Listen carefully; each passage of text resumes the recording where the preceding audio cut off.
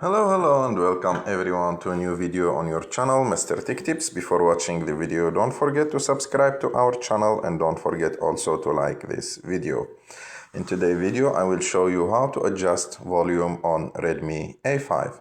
So to adjust the volume, it's so easy. You have the volume button above the power button on the right of your phone.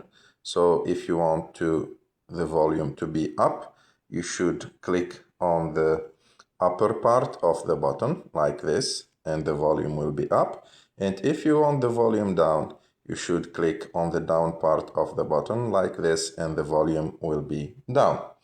I hope that you like this video. If you like this video, don't forget to subscribe to our channel. Don't forget to like this video and see you in the next one.